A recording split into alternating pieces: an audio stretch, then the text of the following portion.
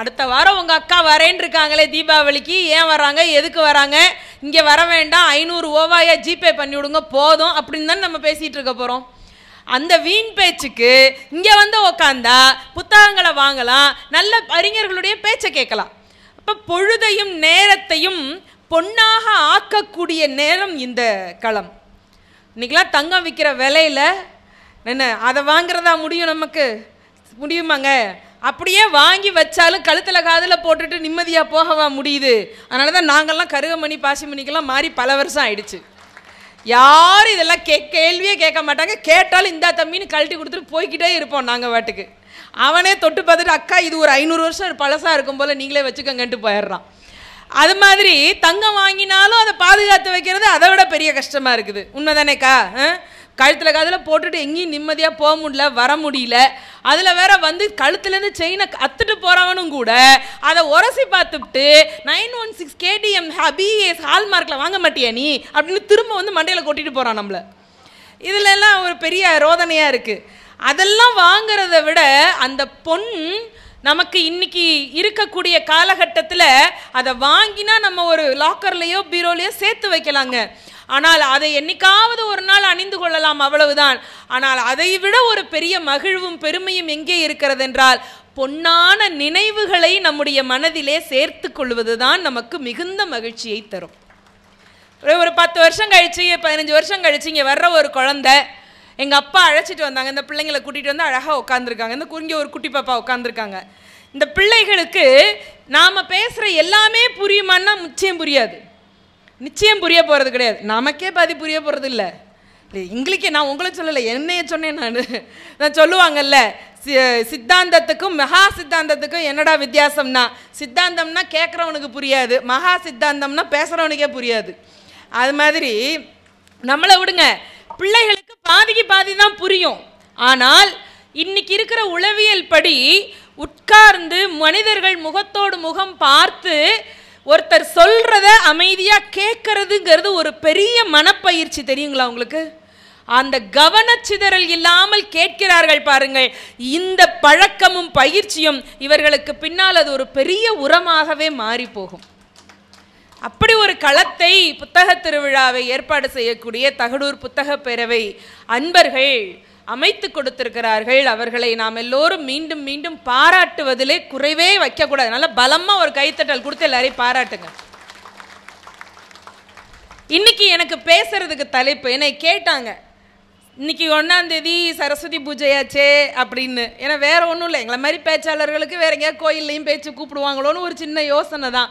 ஆனால் எனக்கு பேசிய ஐயா தங்கமணி அவர்கள் ஒரு வார்த்தை சொன்னார்கள். அம்மா, உண்மையான சரஸ்வதி பூஜை இங்கே தான்மா நடக்குது, வாங்க கிளம்பி அப்படின்னார். உண்மைதானே? அவ்வளோ வீட்டிலன்னா 4 புத்தகம் வச்சுருப்போம், 5 புத்தகம் வச்சுருப்போம். எத்தனை புத்தகங்கள்! இது ஒரு திருக்கோவிலுக்கு சமமாக என்னால் பார்க்க முடிகிறது பெருமக்களே.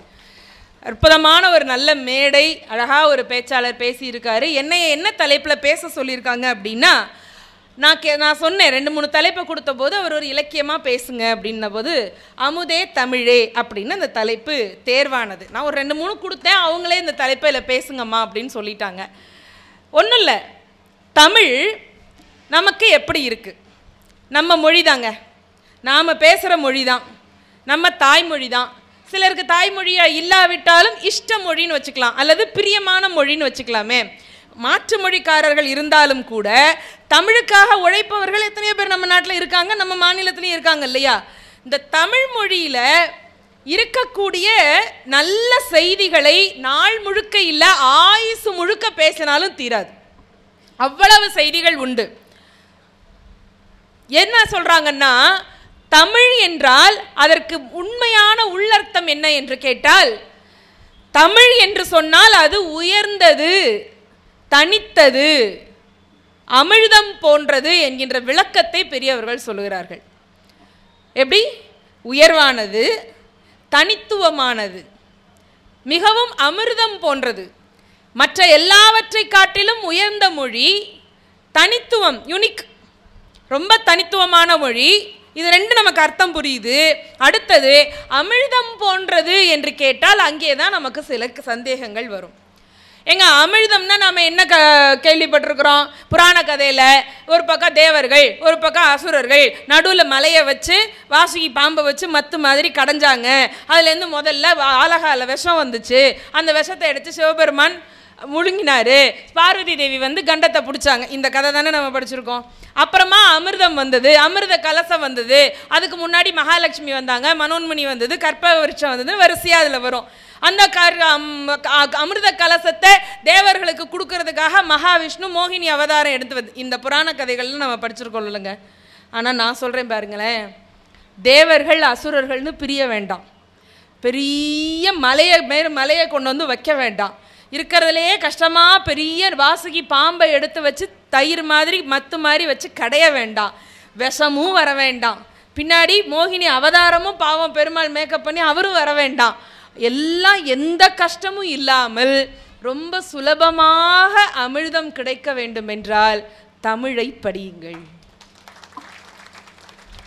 ரொம்ப சுலபமாக. நான் போகிற கல்வி நிறுவனங்கள்ல எல்லாம் சொல்லிட்டே இருப்பேன் பிள்ளைகள் கிட்ட, நீங்கள் கெமிஸ்ட்ரி படிங்க, அக்கௌண்ட்ஸ் படிங்க, கம்ப்யூட்டர் சயின்ஸ் படிங்க, ஏஐ படிங்க, நானோ டெக்னாலஜி படிங்க, என்ன டிபார்ட்மெண்ட்டில் என்ன படிப்பு வேணாலும், நவீன படிப்புகள் எதை வேணாலும் படிங்க. ஆனால் வாரத்தில் ஒரு குறைந்தது ஒரு 2 மணி நேரம் 3 மணி நேரமாவது தமிழ் இலக்கிய புத்தகத்தை எடுத்து வைத்து வாசித்து பாருங்கள். அது எந்த இலக்கியமாக வேண்டுமானாலும் இருக்கலாம், எதை வேண்டுமானாலும் இருக்கலாம். அது சிலபஸில் இருக்கக்கூடாது. அது முக்கியமான விஷயம். ஏன்னா சிலபஸில் இருந்துச்சுன்னா அது தலையில் ஏறாது நமக்கு. அது வாசம் தானே. அது இல்லாமல் அவுட் ஆஃப் சிலபஸில் ஒரு தமிழ் இலக்கியம், ஒரு நாவல், குறைந்தபட்சம் ஒரு தமிழ் நாவலையாவது எடுத்து வச்சு ஒரு 10 பக்கத்தை வாசிக்கும் பழக்கம் என்பது இருப்பவர்கள் எப்போதும் தமிழை போல சமுதாயத்திலே உயர்ந்தவராகவும் தனித்துவமை உள்ளவராகவும் விளங்குவார்கள். நீங்கள் எந்த டிபார்ட்மெண்ட்டில் வேணாலும் பாருங்களேன், யாரை சுற்றி ஒரு 10 பேர் எப்போவுமே நின்றுட்டு இருப்பாங்க தெரியுமா உங்களுக்கு? இபி டிபார்ட்மெண்ட்டாக இருக்கலாம், பிடபிள்யூடியாக இருக்கலாம், இல்லை வேறு டீச்சிங் ப்ரொஃபஷனாக இருக்கலாம். எந்த வேலையாக இருந்தாலும் ஒரு மனிதரை சுற்றி ஒரு 10 பேர் நிற்கிறாங்கன்னு வைங்களேன், அவர் நல்லா பேச தெரிஞ்சவராக இருப்பார், கொஞ்சம் இலக்கிய அறிவு இருக்கிறவராக இருப்பார். அது தனித்துவமாக தெரியும் நமக்கு. அதனால தான் சொன்னாங்க தமிழ் என்பது தனித்துவமானது, அதிலும் அமிர்தத்தை போன்றது. எப்படிமா அமிர்தத்தை போன்றது அப்படின்னு கேட்டா, எங்கே எது இருந்தாலும் அதை பற்றி கவலை இல்லாமல் மனுஷ மனசை அப்படி அப்படி அப்படி ஆற்றொழுக்கா அப்படி பண்ணிட்டு போகிறதுக்கு பேர் தான் தனித்துவமானது. 1008 கஷ்டம் இருக்கலாங்க, எவ்வளவு சங்கடம் இருக்கலாங்க, 10 பேங்க்கில் கடன் வாங்கியிருக்கலாங்க. ஆனால் ஒரு நல்ல இனிமையான தமிழ் பாட்டை கேட்டால் கவலை போயிருமா போகாதா? உண்டு தானே? தேனூரும் தேவாரம் திருப்பாட்டின் ஆதாரம், தேனூரும் தேவாரம் திருப்பாட்டின் ஆதாரம், தமிழிசையே தனி இசையே தரணியிலே முதலிசையே, ஊன்மெழுகாய் உருகும் கரையும் அதில் உலகம் மறைந்து போகும், பூங்குயிலே என்னோடு தமிழே நாளும் நீ பாடு, அமுதே தமிழே அழகிய மொழியே எனதுயிரே, சுகம் பல தரும் தமிழ் பா, சுவையோடு கவிதைகள் தா, தமிழே நாளும் நீ பாடு, அமுதே தமிழே அழகிய மொழியே எனதுயிரே. மனசு இலக ஆகுங்க. நம்ம மொழிக்கு இருக்கக்கூடிய அந்த ஒரு பெரிய பயன் அது. அதனால தான் சொன்னாங்க, இனிமையும் நீர்மையும் தமிழெனப்படுமே. நூற்பா, இனிமையும் நீர்மையும் தமிழெனப்படுமே. அது என்ன இனிமை? குயில் கூவுனா இனிமைன்னு சொல்கிறோம். நல்லா சக்கரை போட்டு நெய் விட்டு முந்திரி பருப்பெல்லாம் போட்டு பாயசம் சாப்பிட்டா இனிமைன்னு சொல்கிறோம். குயில் கூவுற இனிமை கொஞ்ச நேரத்துக்கு கேட்கும், சரிதானே? பாயசம் சாப்பிட்ற இனிமை இந்த நாக்கை விட்டு தொண்டை குளிக்கு போயிடுச்சுன்னா முடிஞ்சு போச்சு. நல்ல குளுகுளுன்னு ஏசி அறையில் படுத்து தூங்குனா ஒரு இனிமைன்னு சொல்கிறோம். ஆனால் நல்லா யோசிச்சு பாருங்க, அந்த ஏசி அறை குளுமையும் எப்போ தெரியுமா நமக்கு இனிமையாக இருக்கும்? பல மணி நேரம் வெயிலில் உழைச்சிட்டு வந்து படுத்தா தாங்க ஏசி அறை குளுமை கூட இனிமையாக இருக்கும். சரிதானே? பண்ணக்கூடாதெல்லாம் பண்ணிட்டு ஏசிக்குள்ளே போய் பதுங்கிக்கிட்டா தூக்கமே வராது. அதைத்தான் ஒரு பையன் எழுதினா, ஏசி அறையில் வியர்க்கிறது ஈபி பில்லை நினைத்து. ஏசி அறைக்குள்ள உட்காந்தாலும் வேர்த்து கொட்டுதுன்னா ஹார்ட் அட்டாக் வரப்போகுதுன்னு அர்த்தம் இல்லை. மனசில் இருக்கக்கூடிய அந்த பாரத்தை தூக்கி ஒரு பக்கம் வைக்கணும்னா அது நம்ம மொழியால் முடியுங்க. நீங்கள் தஞ்சாவூரில் சரஸ்வதி மஹால்னு ஒரு நூலகம் பெரியவங்களுக்கெல்லாம் தெரியும். நான் பெற்றோர்கள்கிட்ட ஒரு சின்ன வேண்டுகோள் வைக்கிறேன். பிள்ளைகளை கூட்டிகிட்டு ஒரு 2 நாள் 4 நாள் விடுமுறை கிடைக்குது அப்படின்னா, நீங்கள் வேறு எங்கேயோ ஒரு பொழுதுபோக்கு இடத்துக்கான ஒரு திட்டத்தை போடுறீங்கல்ல, தயவு செஞ்சு அந்த 4 நாளில் ஒரு 2 நாள் நம்ம தமிழ்நாட்டுக்குள்ளே இருக்கிற இதை மாதிரியான நூலகங்கள், புராதனமான இடங்களுக்கு பிள்ளைகளை அழைச்சிட்டு போகிறதுன்னு ஒரு திட்டம் போடுங்க, தயவு செஞ்சு போடுங்க. சரஸ்வதி மஹால் நூலகம் பல ஆயிரக்கணக்கான ஓலைச்சுவடிகளை அப்படியே அங்கே பாதுகாத்து வைத்திருக்கிறார்கள். இன்னைக்கும் பதிப்பில் கிடைக்காத பல 100 நூல்கள் அங்கே இருக்கின்றன. முதல் பிரதின்னு சொல்லப்பட்ட பல உன்னதமான அபூர்வ நூல்களுடைய அந்த பிரதிகளங்கள் பாதுகாப்பாக வைக்கப்பட்டிருக்கிறது. இந்த நூலகம் உருவானது எப்படி தெரியுமா? ஒரு சுவாரஸ்யமான ஒரு ஃப்ளாஷ்பேக் அது. சரபோஜி மன்னர்கள் ஆட்சி செஞ்சிட்டு இருந்த காலம். தஞ்சாவூரில் அந்த மன்னர் அவர் வடநாட்டு பக்கம் பயணம் போகிறார், அங்கே உள்ள திருக்கோவில்களை எல்லாம் தரிசனம் பண்ணணும்ட்டு. அப்படி கல்கத்தா காளி கோவிலுக்கு போகணும் அப்படின்னு அவருடைய பயண திட்டம். அங்கே கல்கத்தாவுக்கு இங்கிருந்து தஞ்சாவூர் ராஜா வராரு அப்படின்னு சொன்னால் அங்கே இருக்கிற சமஸ்தானத்தில் உள்ள ராஜாவுக்கு தகவல் கொடுப்பாங்க இல்லையா? இது ஒரு முறைமை தானே. அப்படி அன்னைக்கு தஞ்சாவூரில் கல்கத்தாவில் இருந்த அந்த ராஜதானியினுடைய பிரதிநிதி அந்த இளவரசருக்கு தகவல் போயிடுச்சு, தஞ்சாவூர் ராஜா வராங்க அப்படின்னு. அங்கே இளவரசர் தடபுடலா ஒரு பெரிய ஏற்பாடு பண்ணிட்டார், தஞ்சாவூர் ராஜா வராருன்னு. அவரை வரவேற்கிறதுக்கு, தங்குறதுக்கு, உணவுக்குன்னு ஏகப்பட்ட உபசரிப்பு. ராஜாவும் 2 ராஜாவும் சந்திச்சுக்கிட்டாங்க, பரஸ்பரம் 2 பேரும் நலம் விசாரிச்சுக்கிட்டாங்க. இந்த சம்பிரதாயமான பேச்சுவார்த்தைக்கு அப்புறமா இந்த கல்கத்தாவில் இருந்த அந்த ராஜா நம்ம தஞ்சாவூர் ராஜாவை பார்த்து ஒரு கேள்வி கேட்டார். உங்கள் தமிழ்நாட்டில் தானாம்ல இந்த திருக்குறள்னு ஒரு நூல் இருக்குது, அது தமிழில் எழுதப்பட்டிருக்காம்ல, அந்த நூலை நான் தமிழில் படிக்கணும்னு ஆசைப்படுறேன், எனக்கு அதோட பிரதிகள் புத்தகங்கள் ஏதாவது இருந்தால் கொஞ்சம் அனுப்பி வைக்க முடியுமான்னு கேட்டுவிட்டார். இதில் என்ன சங்கடமாகி போச்சுன்னா, சரபோஜி ராஜா அவங்களுடைய தாய்மொழி தமிழ் இல்லை, மராட்டியம். சரிங்களா? இந்த இளவரசர் அப்போ தான் பட்டத்துக்கு கொஞ்ச நாள் ஆகுது. நம்ம ஆட்சி பண்ணுற ஊர், அதுவும் தஞ்சை தரணி, தமிழுக்கு பெயர் போன மிக முக்கியமான ஒரு இடம். இங்கே நம்ம ஆட்சி பண்ணுறோம். பார்த்தா கல்கத்தா ராஜா நம்ம தமிழ்நாட்டில் உள்ள முக்கியமான ஒரு நூலை பற்றி கேட்குறாரு, நமக்கு ஒன்றுமே தெரியலையேன்னு இவருக்கு வெக்கமாக போச்சு. கொஞ்சம் மனசுக்குள்ளே அதை ஒத்துக்கிறதுக்கு வெக்கம். அதனால என்ன, பேஷா உங்களுக்கு எல்லா நூலையும் அனுப்பி வச்சிடுறேனே அப்படின்னு சொல்லிட்டு விருந்தை சாப்பிட்டு கிளம்பி வந்துட்டார். ஊருக்கு வந்தால் தூக்கம் வரல. இப்படி ஒருத்தர் கேட்டார்ல, அதுக்கு என்ன பண்ணலான்னு பார்த்தார். எங்கே இருக்குது இந்த நூலினுடைய பிரதிகள்னு நாடு முழுக்க ஆள் அனுப்பிச்சு தேட ஆரம்பிச்சாதான் தெரியுது, ஒவ்வொருத்தர் வீட்டினுடைய பரன் மேலையும் குப்பை மேலையும் பழைய துணிமணிகளோடையும் பழைய பொருட்களோடவும் நிறைய நூலகங்கள் அந்த ஓலைச்சுவடிகள் இருக்குது அப்படிங்கிற தகவல் வர ஆரம்பிக்குது. ராஜாவினுடைய உத்தரவின்படி ஒரு அறிவிப்பு அங்கே அறிவிக்கப்படுகிறது. தமிழ்நாடு முழுக்க எங்கே இருந்தாலும் திருக்குறள் சம்பந்தமான ஓலைச்சுவடிகள் மட்டுமல்ல, தமிழ் இலக்கியம் தொடர்பான எல்லா ஓலைச்சுவடிகளையும் இங்கே கொண்டு வந்து கொடுங்கள், அதற்கு உரிய சன்மானத்தை பெற்றுக்கொள்ளுங்கள்னு சொன்ன உடனே எல்லா பக்கத்திலிருந்தும் ஓலைச்சுவடிகள் அப்படியே வந்து வந்து வந்து வந்து குவியுது. வந்து பார்த்தா தான் தெரியுது, அவ்வளவு இலக்கியங்களுடைய ஓலைச்சுவடிகளும் நாட்டில் பல இடங்களில். அன்றைக்கெலாம் அதை பற்றின விழிப்புணர்வு இல்லாமல் நெருப்பில் போட்டு எரித்து குளிர் காய்ச்சிருக்காங்க பாதி பேர். எவ்வளோ பெரிய அறிவாளி பாருங்க நம்ம ஆட்கள்.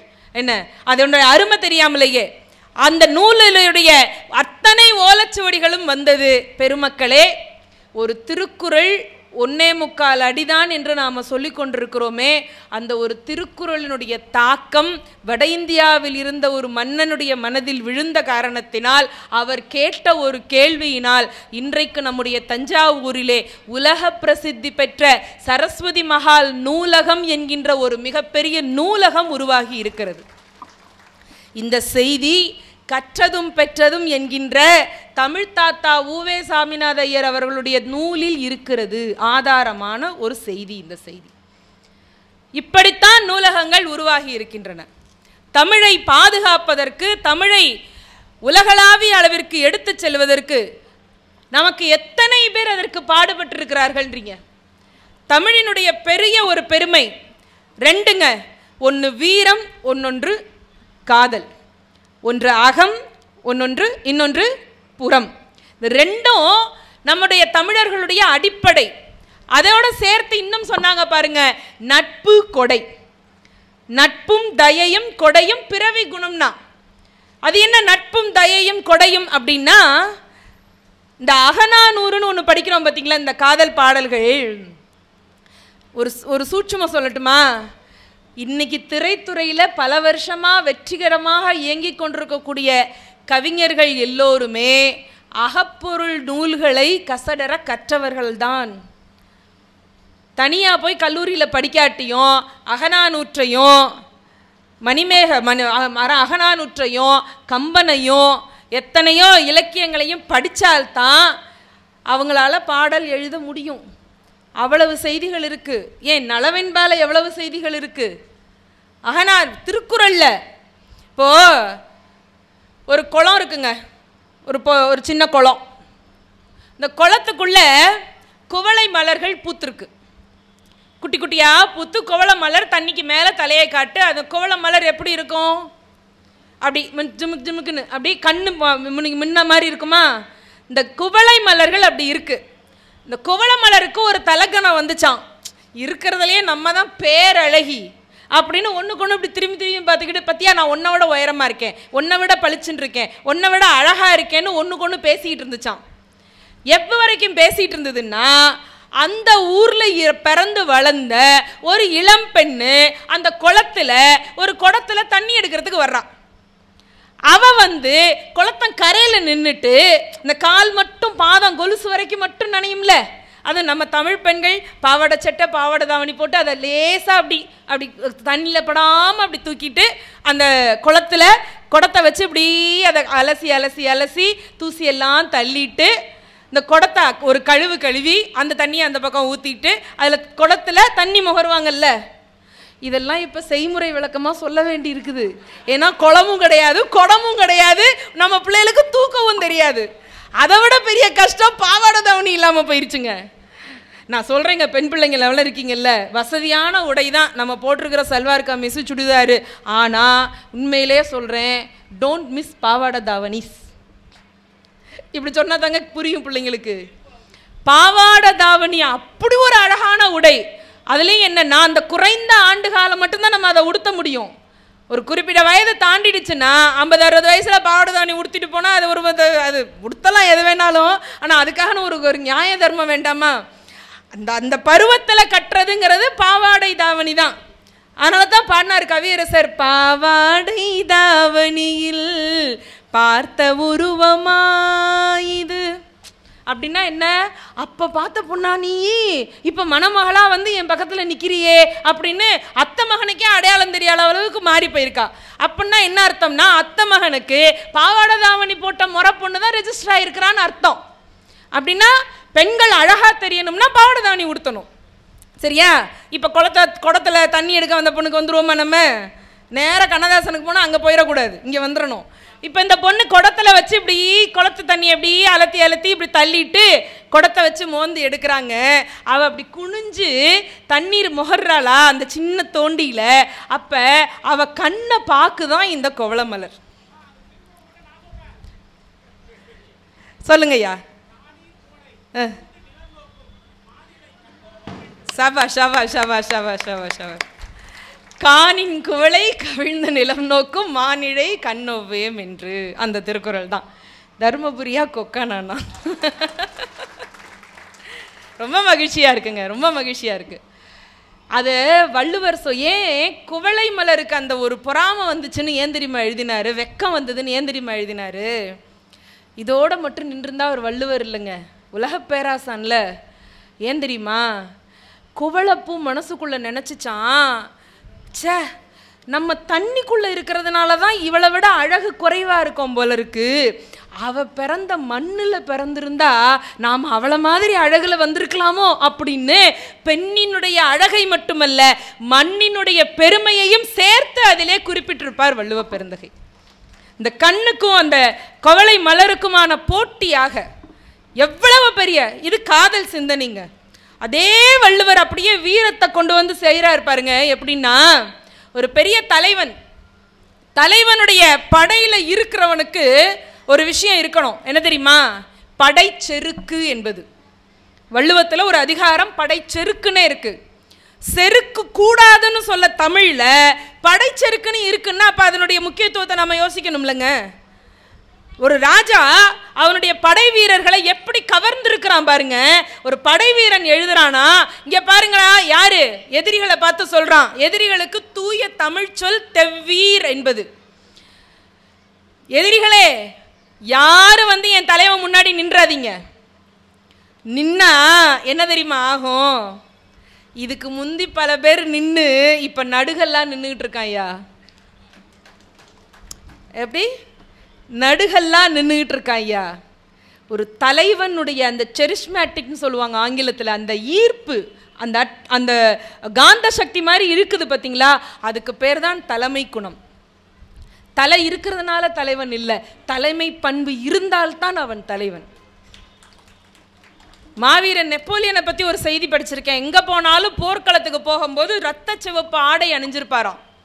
ஏன் அதே அடையிலே நேரத்திலேயே ஆடை அணியிறீங்கன்னு கேட்டா அவர் சொல்லுவாராம், குதிரை மேல இருந்து நான் போர் புரிஞ்சிட்டு இருக்கேன், நான் வந்து எதிராளிகளை தாக்குற மாதிரி எதிரி படையில உள்ளவனுடைய அம்பும் வில்லும் கத்தியும் வந்து என்ன மேல தாக்கும், அதுவும் முழுக்கை நீளத்துக்கு எல்லாத்தையும் அப்படியே மறைச்ச மாதிரி போட்டிருப்பாராம். அவனுடைய வாளோ அம்போ ஈட்டியோ பட்டு என் மேல ஒரு காயம் வந்து ரத்தம் வெளியில வந்ததுன்னு வையேன், வேற நேரத்துல ஆடை போட்டிருந்தேன்னா என் படையில நிக்கிறான் பாரு ஒரு வீரன், அவன் இப்படி திரும்பி பார்த்தானா, ஐயோ ராஜா அடிபட்டுருச்சுன்னு அவன் மனசுல ஒரு சின்ன அச்சம் வந்தாலும் போர்ல வெற்றியை நான் இழந்துருவேன், அதனால எனக்கு 100 காயம் வந்தாலும் சரி ரத்தம் வெளியில தெரியக்கூடாதுன்னு ரத்த சிவப்புலயே நான் ஆடை போட்டுருக்கேன்னு சொன்னானாம்.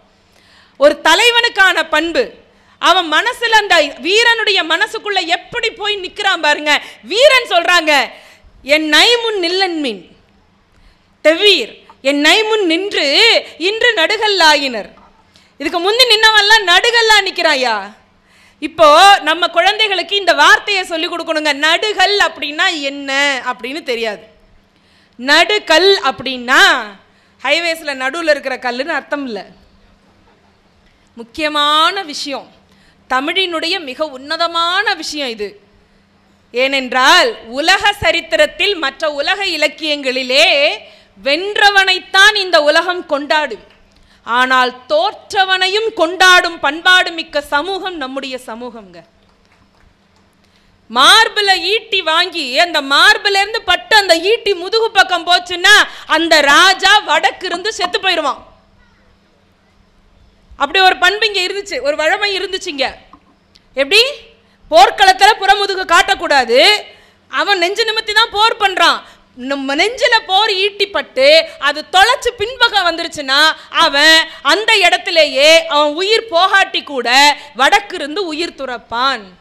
அதனால தான் சொன்னாங்க வென்றவனினும் தோற்றவன் வீறு பெற்றான் என்கின்ற சொற்றொடர் தமிழில் தான் வருகிறது. பெருமக்களே, கலிங்கத்து பரணி என்கின்ற ஒரு நூல் மிக அற்புதமான நூல், நம்ம பிள்ளைகளுக்கெல்லாம் அறிமுகம் செய்ய வேண்டிய ஒரு நூல்.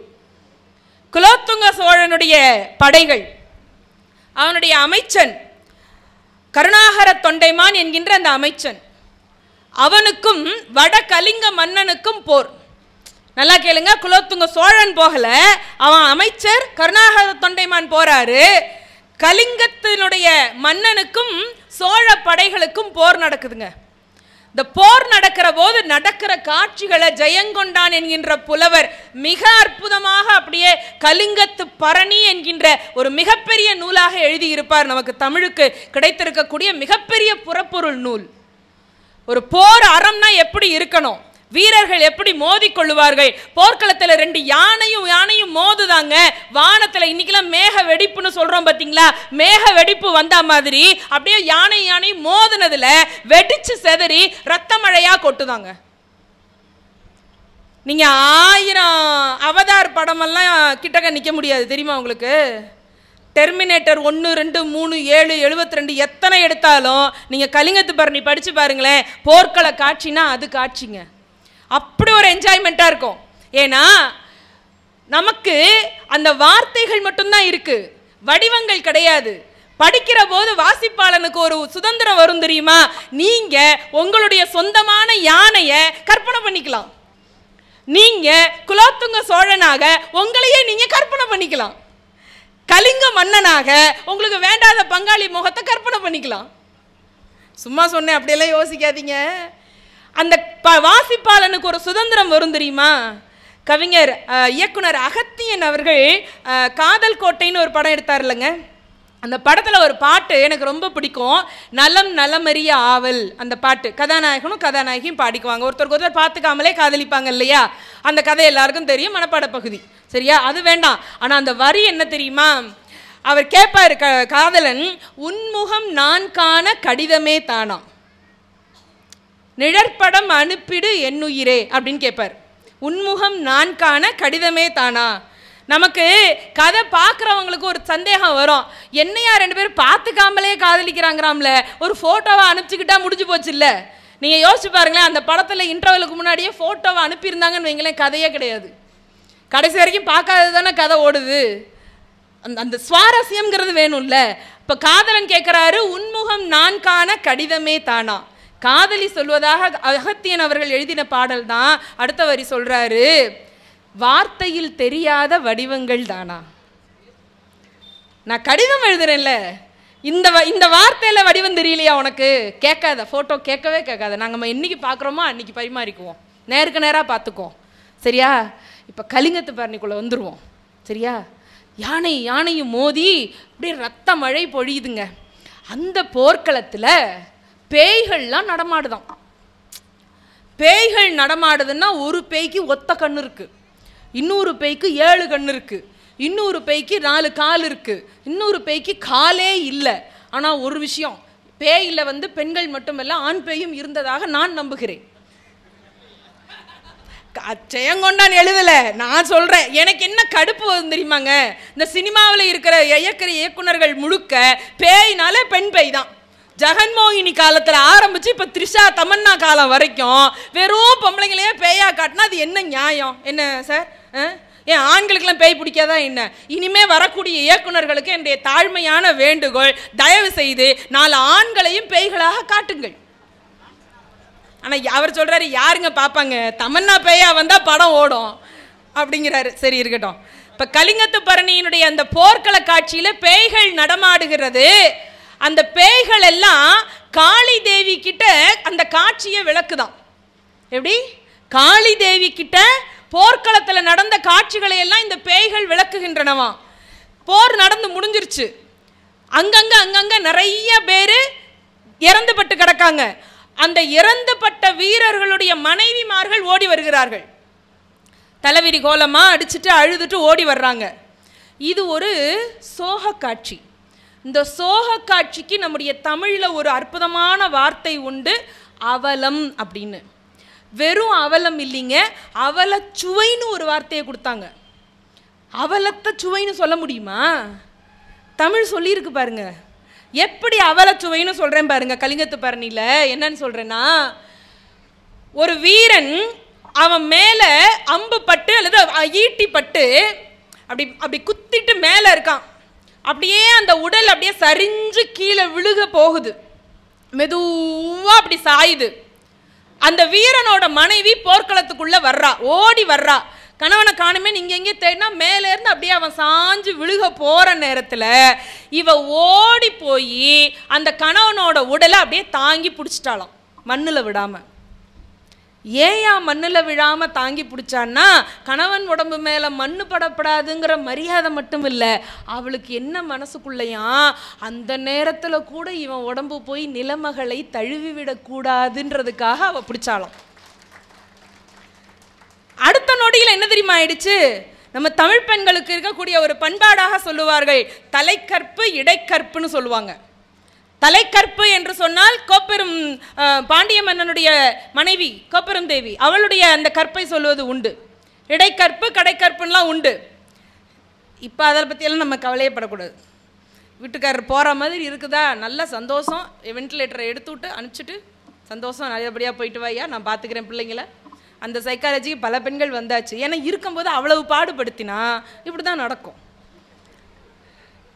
அங்கே சில பேர் யோசிக்கிறாங்க, இதுக்கு தாங்க இந்த அம்மா பெண்களை எல்லாம் கூப்பிடக்கூடாது பேசுறதுக்கே, இதே தான் பேசுவாங்க. அப்படி இல்லை.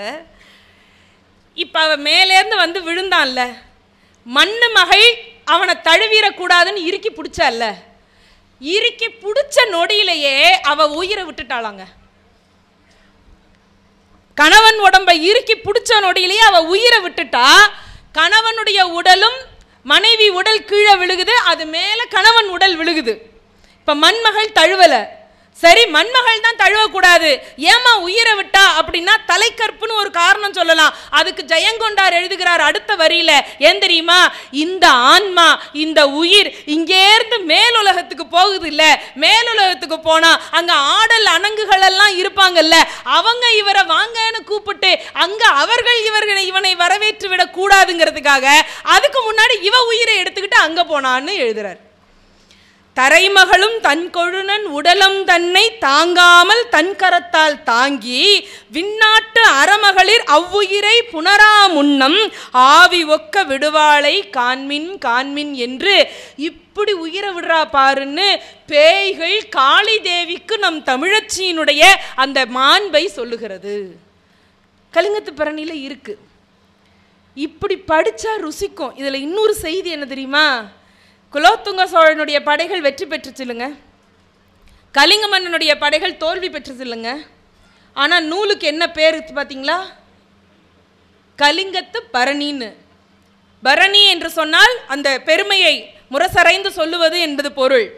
ஏன் சோழத்து பரணின்னு வச்சா என்ன, ஏன் குலோத்துங்க பரணின்னு வச்சா என்ன, போர் பண்ண அந்த அமைச்சரோட பேரை சேர்த்து வைக்கலாம்ல. ஜெயங்கொண்டார் என்ன பண்ணினாரு, கலிங்கத்து பரணி என்று ஏன் சொன்னார் என்றால், தோற்று போயிருந்தாலும் கூட அவனுடைய பெயரின் மூலமாக இந்த இலக்கியத்திற்கு பெயர் சூட்டுவது என்பது தோற்றவனுக்கு நாம் கொடுக்கும் மரியாதை என்பது தமிழ் சொல்லுகிறது. பெருமக்களை, வென்றவனினும் தோற்றவன் வீறு பெற்றான். தோல்வியுற்றவனுக்கும் அந்த மரியாதையை செய்து அவனை உடலை மேல் அவனுடைய உடலுக்கான ஈமக்கிரியை செய்வது நம்முடைய வழக்கம், நம்முடைய பண்பாடு, நம்முடைய கலாச்சாரம். உயர்ந்த சமூகம் நம்முடைய சமூகம். அதனால தான் சொன்னாங்க, முப்பாலுக்கு அப்பாலோர் நூலும் இல்லை, மூவாத சிலம்பின்றி கூத்தும் இல்லை, தப்பாத புறமல்லால் வீரம் இல்லை, தளிர் போலும் அகம் இல்லாமல் காதல் இல்லை, தமிழை போல் எப்போதும் புகழ்பாடும் மொழியும் இல்லை என்று சொன்னார்கள். 1330 அருங்குறளும் பாயிரத்தினோடு பகர்ந்ததற்பின் போய் ஒருத்தர் வாய் கேட்க நூல் உளவோ, மண்ணு தமிழ் புலவராய் வீற்றிருக்கலாம்ங்க, மண்ணு தமிழ் புலவராய் வீற்றிருக்கலாம். தனியா காதல், தனியா வீரம், இது நிறைய பாடல்கள் சொல்லலாம். கலிங்கத்து பரணி மாதிரியான அபூர்வமான நூல்களை சிந்தித்தால் ஒரே பாடலுக்குள்ளே வீரமும் கிடைக்கும், காதலும் கிடைக்கும். நீங்க நடந்து போறீங்க, முரசறையுது, எவ்வளோ தூரத்துக்கு கேட்கும், ஒரு 1/2 கிலோமீட்டர் கேட்குமா? இடி இடிக்குது, ஒரு 5 கிலோமீட்டர் கேட்குமா?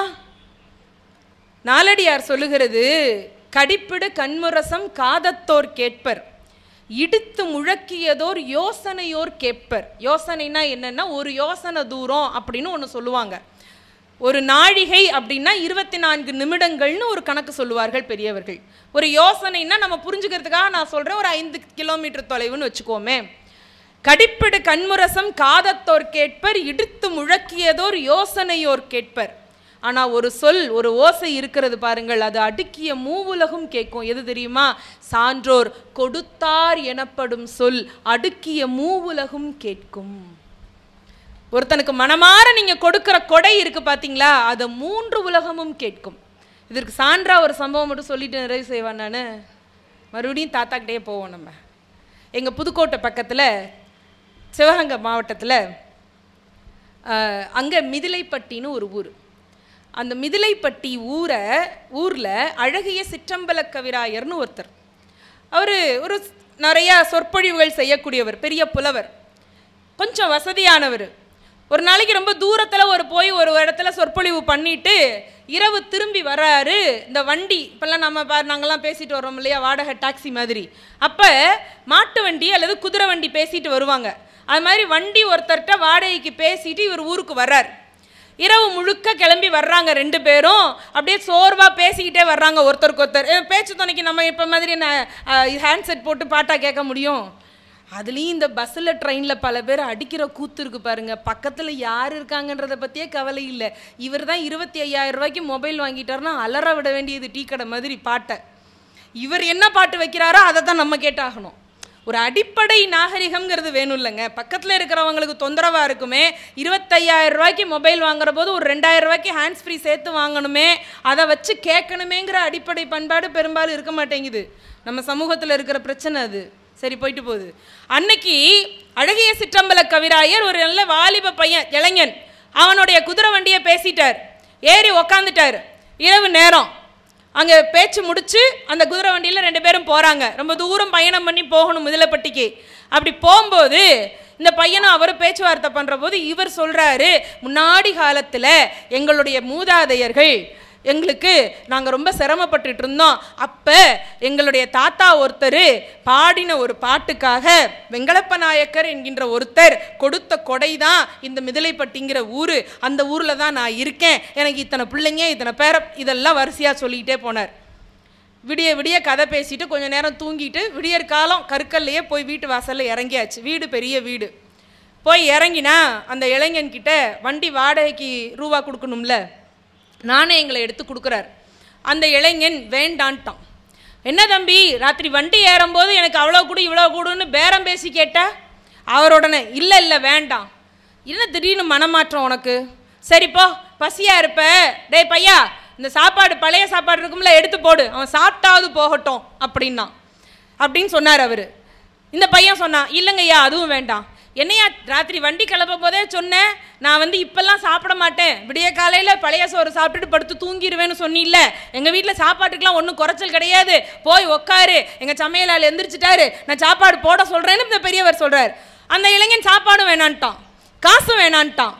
என்னடா இப்படி திடீர்னு மாறிட்டன்ன போது அப்போ அந்த பெரியவர் வலியுறுத்தி கேட்ட உடனே இந்த பையன் சொன்னான், ஐயா ராத்திரி பூரா கதை சொல்லிட்டு வந்தீங்களே உங்கள் குடும்ப வரலாறு எல்லாம், இந்த யாரோ ஒருத்தர் வெங்கலப்ப நாயக்கர் உங்களுக்கு கொடை கொடுத்தாங்க அப்படின்னு சொன்னீங்கல்ல, ஆமாம். அந்த ஊரில் தான் வசதியாக இருக்கும்னு சொன்னீங்கல்ல, ஆமாம். அந்த வெங்கலப்ப நாயக்கருடைய வம்சத்தில் வந்த கடைசி வாரிசு நான் தாங்க ஐயா இருக்கேன்.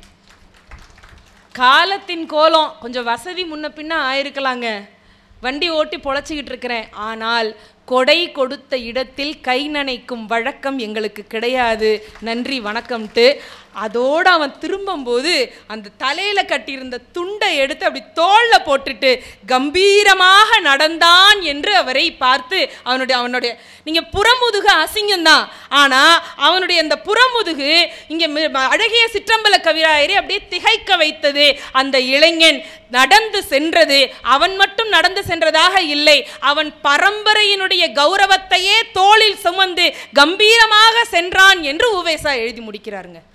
ஒரு பிள்ளைன்னு பிறந்தா அந்த பிள்ளை எப்படி நம்ம குடும்பத்தினுடைய பெயரை காக்க வேண்டும் என்றால் இப்படி காக்க வேண்டும். 1000 கஷ்டம் வந்தாலும் கொடை கொடுத்த இடத்தில் போய் கை நனைப்பது நன்றாக இருக்காது, மரியாதை கிடையாது.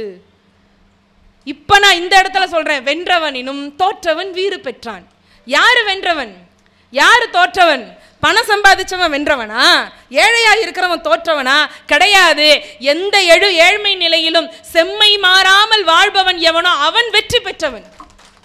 தமிழ் நமக்கு கற்றுக் கொடுக்கிறது பெருமக்களே, இந்த கம்பீரத்தையும் கனிவையும் துணிவையும் பணிவையும் எல்லாவற்றையும் நமக்கு சொல்லிக் கொடுப்பதுதான் நம் அன்னை தமிழினுடைய மிகப்பெரிய வலிமை என்ற காரணத்தினால் இனிமையும் நீர்மையும் தமிழெனப்படுமே. அதனால் தான் அது உலகத்தில் நமக்கு கைக்கு கிடைத்திருக்கக்கூடிய அமிர்தம் என்று பெரியவர்கள் சொல்லுகிறார்கள். கைக்கு கிடைத்திருக்கக்கூடிய அமிர்தம். தர்மபுரியில் வந்துட்டு அவ்வ பாட்டியை சொல்லாமல் போனால் எனக்கு மனசு கேட்கவே கேட்காது. இத்தனை 100 வருஷத்தில் எத்தனை அரசாங்கம் மாறி இருக்குங்க. நான் கட்சியாக பேசலை, அரசியலாக பேசலை. எத்தனை அரசாங்கம் மாறி இருக்கு. ஆனால் எந்த அரசாங்கமும் செய்ய முடியாத ஒரு பெரிய சாதனையை அவ பாட்டி செஞ்சுட்டு போனா. ஏன்? தமிழ் படித்ததுனால. என்ன சொன்னாவ? நம்ம இப்போ எவ்வளவு ஜாதி வேறுபாடுகள் நீங்கள் கெசட் லிஸ்ட்டில் எடுத்து பார்த்தீங்கன்னா அவ்வளவு ஜாதி வேறுபாடுகள் இருக்குது. இதுக்குள்ளே அதுக்குள்ளே அதுக்குள்ளே இதுக்குள்ளேன்னு சப் கிளாஸஸ் போட்டு அதில் நீங்கள் என்ன தான் ஓசி பிசி எம்பிசி எஸ்சின்னு வந்தாலும் கூட அந்த 5 பிரிவுக்குள்ளே 5000 பிரிவு இருக்கா இல்லையாங்க?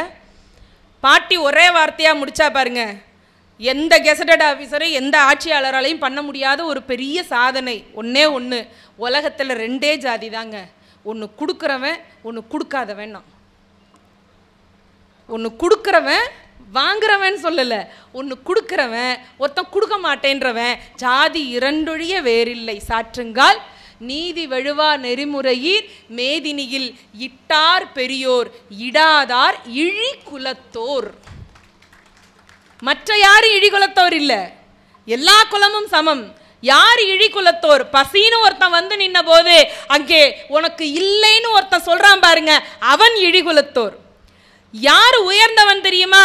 எவன்கிட்டையும் போய் என்ன பசியிலையும் நிற்காதவன் உயர்ந்தவன். அவனை விட உயர்ந்தவன் என்னன்னா, அவன்கிட்ட யாராவது வந்து கேட்கிற போது தன் வறுமையை பற்றி கவலை இல்லாமல் அவனுக்கு கொடுக்கிறார்கள். அல்லது கொஞ்சம் கௌரவம் குறைச்சி இந்தாப்பான்னு அப்படி தூக்கி போடுறான்னு வச்சுக்கோங்களேன், அதை வேண்டாம்னு சொல்லிட்டு ஒருத்தன் வர்றான் பாருங்க, அவன் தான் இருப்பதிலேயே உயர்ந்த ஜாதி. அப்படி தமிழ் ஏகப்பட்ட சாதனைகளை சாதித்திருக்கிறது பெருமக்களே. தமிழை வாசிக்க வேண்டும், நேசிக்க வேண்டும், சுவாசிக்க வேண்டும். நம் பிள்ளைகளை இவற்றையெல்லாம் பிள்ளைகளுக்கு இவற்றையெல்லாம் அறிமுகம் செய்ய வேண்டும். செய்தால் நாம் சேர்த்து வைத்திருக்கக்கூடிய சொத்துக்களை காட்டிலும் நம் பிள்ளைகளுக்கு அழியா சொத்தாகிய மன உறுதியும் துணிவும் தன்னம்பிக்கையும் நம் தமிழ்மொழி தரும் என்பதனால் பிள்ளைகளுக்கான நிலையான சொத்து, அவர்கள் வாழ்வாங்கு வாழ்வதற்கான அமிர்தத்தை நீங்கள் தர வேண்டும் என்றால் தமிழை அவர்களுக்கு கற்றுக் கொடுங்கள். நன்றி, வணக்கம். இந்த தகவல் உங்களுக்கு பிடிச்சிருந்தா லைக் பண்ணுங்க, உங்க ஃப்ரெண்ட்ஸுக்கு ஷேர் பண்ணுங்க, மறக்காம எங்க சேனலுக்கு சப்ஸ்கிரைப் பண்ணுங்க.